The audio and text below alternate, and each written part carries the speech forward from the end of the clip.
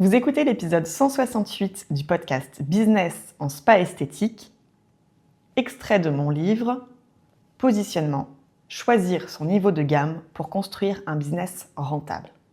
Le podcast Business en spa esthétique, pour vous transmettre ce que vous n'avez pas appris à l'école. La gestion d'entreprise, les stratégies business et le management des équipes. C'est le rendez-vous des professionnels de la beauté qui veulent travailler autrement et entreprendre avec plus d'exigence. Je suis Tiffaine Modeste, fondatrice d'Expertise Spa Bien-être, le premier centre d'accompagnement des gérantes du spa, de la beauté et du bien-être.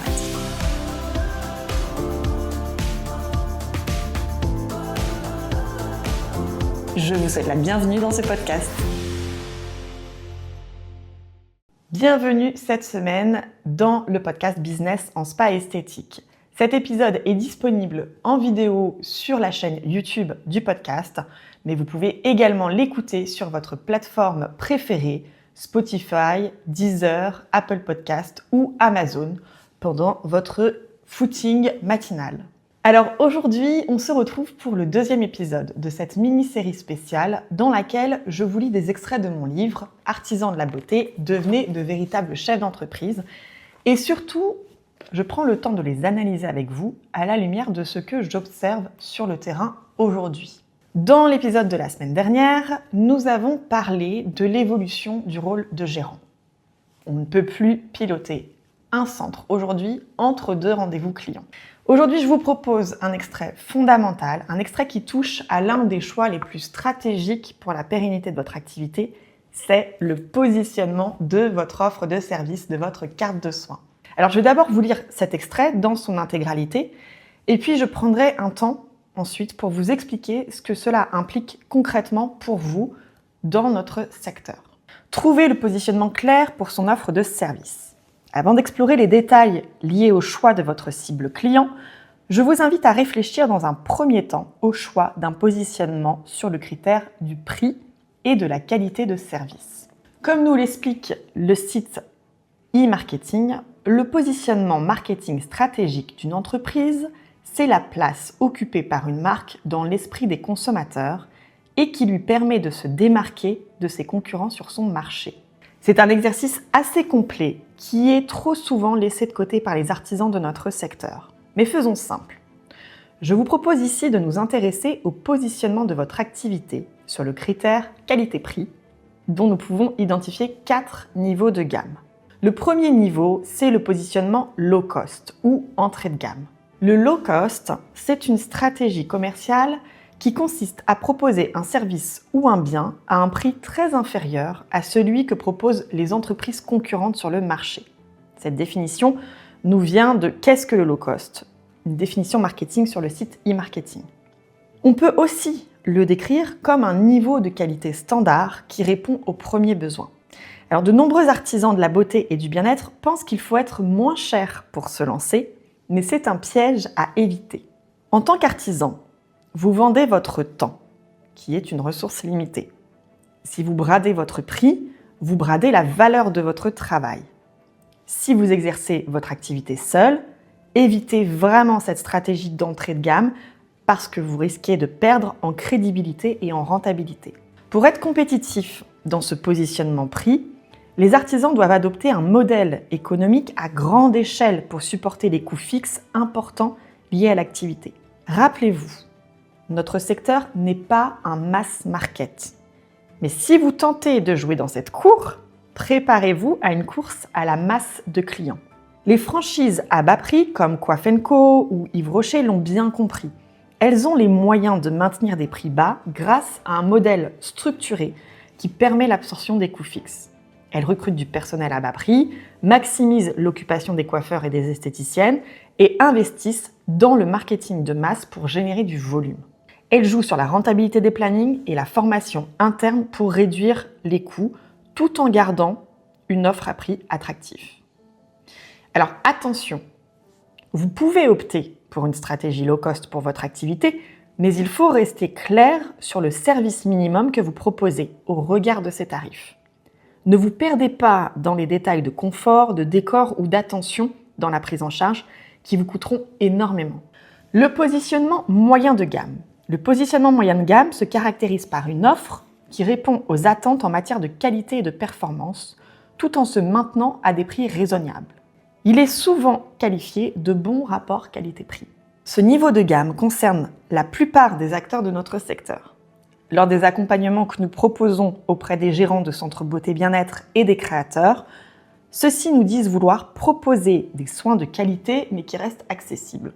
Cet objectif est devenu aujourd'hui un sacré défi en termes de rentabilité. Si vous optez pour ce positionnement prix, il vous faudra compter sur un large public et de nombreux clients dans votre fichier. Autrement dit, pour exister longtemps sur l'univers du milieu de gamme, vous devez viser le 80% d'occupation praticien en permanence. Évitez donc ce positionnement dans des zones à forte saisonnalité ou bien capitaliser sur un marketing fort et une notoriété locale très importante pour vous faire vivre tout au long de l'année et absorber vos coûts fixes. Ce type de positionnement est particulièrement recommandé pour ceux qui travaillent ou veulent travailler avec une équipe. En effet, pour absorber ces fameuses charges fixes, il faut augmenter ses capacités de production. Donc, si vous souhaitez rester dans ce positionnement prix milieu de gamme, la solution pour vous, c'est de recruter. Le management devient donc une compétence indispensable pour assurer le succès de votre entreprise. Le positionnement haut de gamme. Dès lors que vous décidez de travailler seul, je ne saurais que trop vous recommander d'opter dès le début pour un positionnement haut de gamme pour développer votre activité, car il est décrit comme une qualité premium par rapport à l'offre du marché. Ce choix de positionnement présente deux avantages. Une rentabilité et pérennité financière. Avec un positionnement haut de gamme, vous pouvez pratiquer des tarifs plus élevés, garantissant une meilleure rentabilité et une marge bénéficiaire plus importante. Par exemple, un salon se spécialisant dans les techniques haut de gamme comme le balayage personnalisé pourra facturer des prix significativement plus élevés tout en couvrant ses coûts d'exploitation. Une qualité de service premium. Les clients recherchent une expérience sur mesure et luxueuse. Un institut de beauté haut de gamme offre des soins personnalisés avec des produits de qualité, créant ainsi un rapport de confiance et une fidélisation accrue. Pour maintenir votre positionnement haut de gamme, il est essentiel de vous engager dans une formation continue. Cela implique de rester au fait des nouvelles tendances, des techniques innovantes et des produits de qualité premium. Participer régulièrement à des ateliers ou des séminaires spécialisés vous permettra non seulement d'affiner vos compétences, mais aussi d'élargir votre réseau professionnel et de vous associer à d'autres experts du secteur, renforçant ainsi votre réputation d'excellence. Dernier point important pour ce choix de positionnement, votre identité de marque doit refléter les standards du haut de gamme. Cela inclut un logo élégant, une communication visuelle soignée et un site internet épuré. Je ne saurais que trop vous recommander de confier votre communication et votre image de marque à des professionnels, photographes, agences de communication, vidéastes, etc. Le positionnement luxe. J'identifie ici une quatrième catégorie de positionnement, celui du luxe. La plupart des professionnels du marketing parlent de haut de gamme en tant que positionnement luxe, mais je tiens à établir une distinction claire. Le luxe se distingue par une offre d'exception et dans le secteur de la beauté, il existe plusieurs niveaux entre le haut de gamme et le luxe. Pour illustrer cela, on peut le comparer avec le secteur de l'hôtellerie. Un établissement haut de gamme, c'est un 4 étoiles, tandis qu'un établissement de luxe est d'un niveau 5 étoiles ou palace. La différence entre ces deux positionnements se trouve dans les détails. Des matériaux nobles, des produits coûteux, souvent au-delà de 100 €, et une qualité de service irréprochable, créant une expérience mémorable. Nous pouvons observer les 3 caractéristiques essentielles du luxe dans notre secteur. 1. La connaissance et maîtrise des techniques. L'excellence est primordiale. 2. L'éloquence et le positionnement. Le discours est aussi important que la technique. Et 3. La relation client personnalisée. Le luxe repose sur une relation de confiance. Certaines entreprises de luxe vont encore plus loin en proposant des produits de soins sur mesure ou en offrant une ultra-personnalisation. Alors si j'ai choisi de vous lire cet extrait sans le raccourcir, c'est parce qu'il met des mots sur une réalité que je vois tous les jours sur le terrain. Le problème aujourd'hui, c'est pas le niveau de gamme. Le problème, c'est l'absence de choix clair et de cohérence dans ce positionnement. Le milieu de gamme, c'est devenu le plus inconfortable aujourd'hui. Il est trop exigeant pour être facile et il est trop peu assumé pour être perçu comme du premium. Et souvent, c'est un business model qui est peu rentable sans une structure très solide. C'est un peu le positionnement que j'appelle les fesses entre deux chaises. Beaucoup de centres sont coincés là. Ils travaillent beaucoup, ils font bien, mais ils s'épuisent.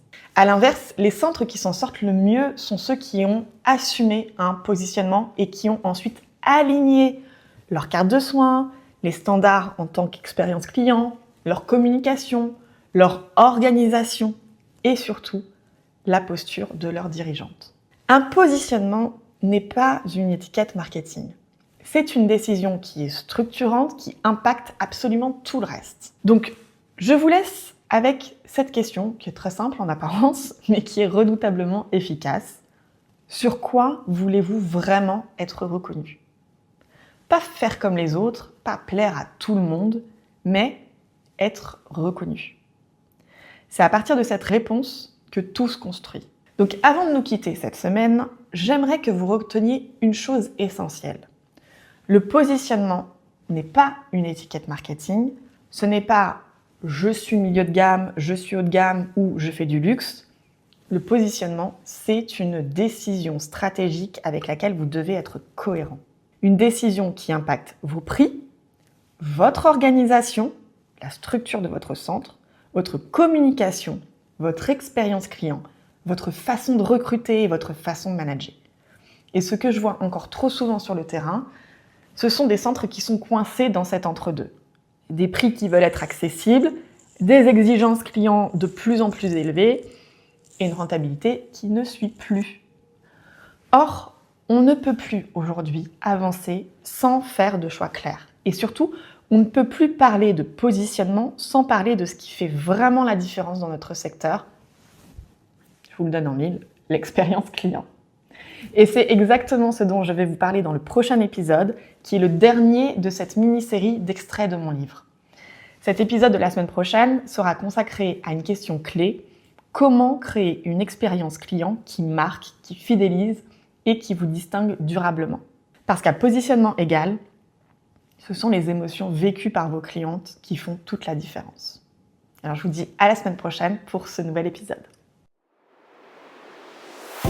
Merci d'avoir écouté cet épisode. Chaque année, Expertise Spa Bien-être accompagne des centaines d'entrepreneurs de la beauté dans le développement de leur activité. Comme vous d'ailleurs, beaucoup ont commencé par ce podcast. Et puis un jour, elles ont décidé de se lancer et d'écrire un nouveau chapitre pour leur vie de chef d'entreprise. Et si maintenant c'était à vous ? Découvrez comment nous vous accompagnons sur notre site expertisespabienêtre.fr.